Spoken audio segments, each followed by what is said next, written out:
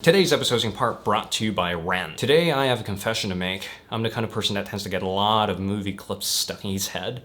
And just the other day I got one specific clip stuck in my head, which is from the movie Hancock. This movie basically featured Will Smith as this hooligan of a superhero, has all the superpowers in the world, and in this specific clip he landed on a pavement, ended up destroying the pavement, and then this little French boy basically said, "Isn't that so?" And then Will Smith's character Hancock ended up punching the little boy into the sky, and well, sent him into quite a scare. It was an amusing movie clip, of course, but that also sent me into a tailspin of thinking, of thoughts, of things that I'd rather put down into words than speaking about it on camera. What is this obsession that we have with asshole artists? What is this obsession that we have with, people that have created amazing pieces of art, but in their personal lives, they're kind of asshats? That's today's topic of discussion. Is it necessary to be an asshat and be an artist at the same time, or is there something different? These are simply some of my personal thoughts on the topic. Don't take them seriously. If you don't like them, click off the video. If you like them, leave me a comment down below after today's video, but let's dive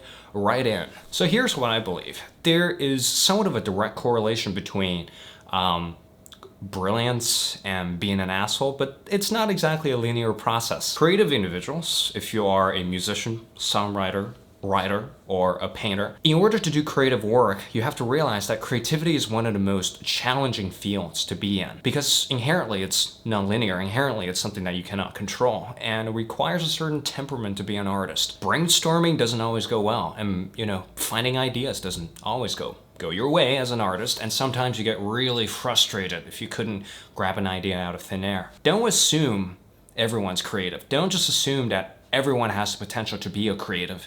It takes a very special sort of temperament. It takes a very special sort of stamina to really succeed in a creative field, because it is one of these fields. It's literally make or break. And to make a true commitment to art, sometimes it requires certain characteristics and personality traits to really succeed in it. And some of these personality traits could be downright deceitful, could be downright asshole-esque, and could be downright, just not so pleasant. Bring to mind your favorite artist. And sometimes people say the phrase, "don't meet your heroes," and that's exactly correct. If you meet your heroes in real life, you quickly realize that one, they're probably kind of screwed up, and two, they're probably not the most healthy examples to live after. Well, sometimes it's healthy to separate art from the artist, and sometimes I can't even read a novel because I've read so much about, the wrongdoings of this artist, or the wrongdoings of this person, this musician, or this songwriter here. But at the end of the day, I had to realize that even, as myself working in a creative field, I've certainly endured that sort of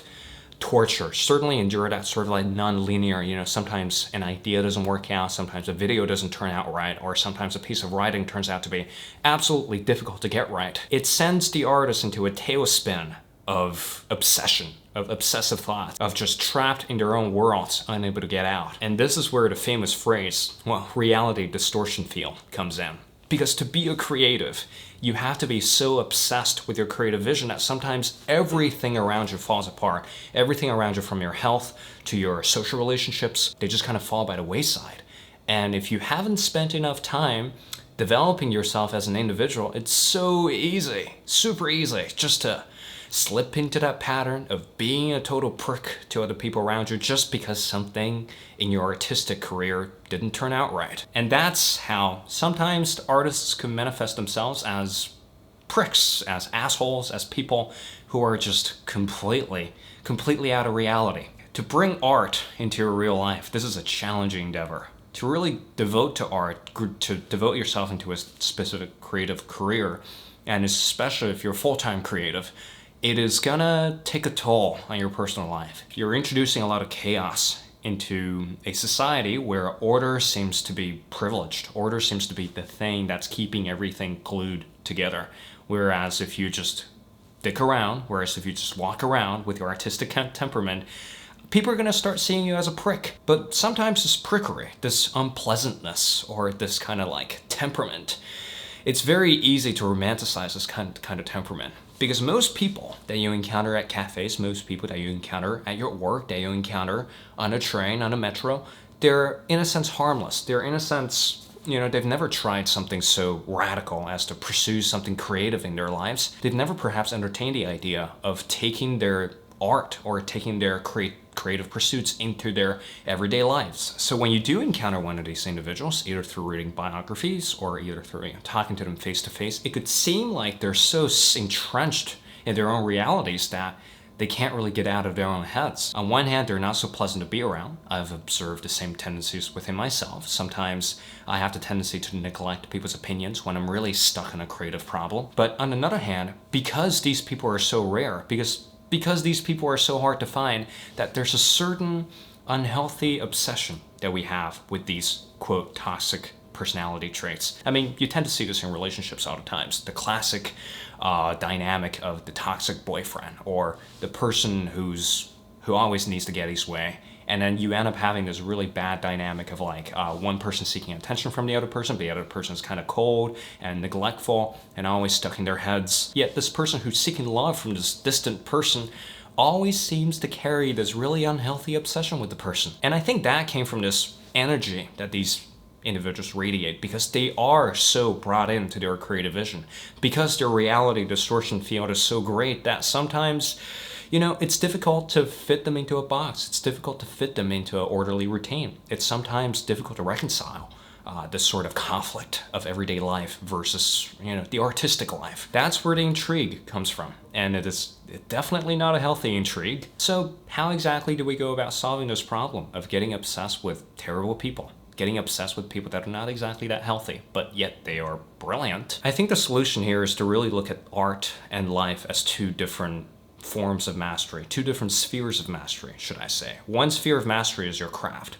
And sometimes it's easy to assume that if a person's brilliant, they must be solid people. They must be decent people in order for themselves to be brilliant, should I say. But oftentimes, this turns out not to be the case. The reason why they're brilliant is because they have no qualms about stepping on people's faces. They have no qualms about breaking boundaries. They have no qualms about, you know, just sticking to their own opinions all the time. So the two spheres are in a sense separate. And if you have the aspiration to work in a creative field, you have to watch yourself like a hawk sometimes to, you know, really wring back that tendency of you getting stuck in your head 24/7, and realize that personal development and art, they're two completely different fields that you need to master individually. Stuff like listening to others, stuff like taking in account of other people's opinions, stuff like working on your communication skills. These are not things that are kind of like in the artistic package. In art, people tell you to be more abrasive, to really say what you mean, or in business negotiations, people convince you that you really need to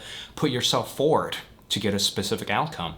But in terms of personal relationships, in terms of stuff that are happening in your everyday life, sometimes it requires a brand new different skill set for you to learn how to be a decent human being, learn how to be this person who's good at communicating his needs or her needs or their needs. And sometimes it's difficult to master two spheres at the same time. If you neglect either or as a creative, it's very easy sometimes for beginner creatives to slip back into that mode of like, oh, I'm going to accommodate people's feelings, I'm going to accommodate everyone's opinions, and you just end up being a very meek and a very unoffensive and a very safe kind of creative, which is not exactly what you want as an artist. But if you shift too much towards the reality distortion field side of things, you could potentially turn into a prick. So for me, essentially, the creative process or the creative life is about finding this delicate balance between how to be a decent human being and how to create your art unapologetically. So in that way, you don't tip too much towards being an asshat and not too much towards being just a people pleaser, where your art just turns into a collection of other people's opinions. I'm saying these things because this is also something that I'm personally working on. I've definitely had that violent shift between two poles. When I first started, I had this idea of like, if I accommodate everyone's opinions, well, it's going to make my work better. But then I shifted too much towards the, well, should I say, the reality distortion field frame of things, where it literally didn't take into account of anyone's opinions. And through this violent shift, I've learned a lot about the creative process, the process of how to be a decent human being and create the kind of art that I really want to create the kind of writing that I want to create the kind of videos that I want to create. So it is a delicate balance. So I really would encourage you guys to think about this dichotomy. Think about this two opposites, you know? Would you rather be an asshat and be brilliant, or would you rather be a decent human being whilst risking this well, should I say pure creative energy? And ideally, you want to find a careful balance between the two, because no one wants to be around an asshat. No one wants to be around a prick. And if you shift too much towards your tortured genius side, you could end up being sour and alone and unable to communicate with anyone, despite the fact that you might be brilliant. You'll be brilliant, but you'll be miserable. On the other hand, you might be the most amazing person ever on this planet, but yet your art just doesn't have that spirit in there. So that's all I have to cover for this episode. Leave me your thoughts in the comment section down below. And right now, let me tell you a little bit about today's video sponsor, Ran. So speaking of being a better person, speaking of taking into account of other people's feelings and emotions, for artistic people, sometimes it's easy to neglect the problems of the world and just to focus on their creative endeavors exclusively. But for myself personally, I'm very much aware of some of the problems in society, very much aware of some of the political movements, and very much aware of some of the repercussions of some of the actions of human beings. And one of these problems is the increasing emission of CO2, which is causing, evidently, climate change. The tricky problem with climate change is that it's very easy to conceptualize the problem, it's very easy to talk about the problem, and it's very easy to get into arguments with people about the problem, but at the end of the day, it's very hard for us to find a way to actually do anything about it. But Ran sort of solved that situation by providing a platform that calculates your carbon emission through answering a few simple questions. And through these very simple questionnaires, Ran will tell you exactly how much carbon you're emitting and how much damage that you're doing to the environment. And simply with that consciousness and a small monthly contribution to Ran will give you monthly updates on some of the projects that they're working on to remedy the situation of carbon emission and climate change. And one of these projects that I'm personally really invested in is the tree planting project in Kenya. And if you're also interested in this tree planting project, so to speak, a part of your monthly contribution to Ran will go directly towards farmers in East Africa, towards this effort of planting more trees to reduce CO2 emission. And there's so many of these similar projects that your contribution will go towards. And Ran will send you monthly updates on these contributions, which I think it's one of the greatest ways to feel like you're making a difference. You are stepping outside of yourself, and you are taking the problems of the world seriously. And as a lucky viewer of this channel, Ran is offering the first 100 people who sign up with the link in the description down below to plant 10 extra trees in their name. So check them out. They are an amazing company that I'm working with to both support me creatively and also to raise awareness around one of the most thorny problems in this world. Anyway, that's all I have for today's video, and I hope you guys are having a great week so far. And RC Waldun here, and I will see you in the next video.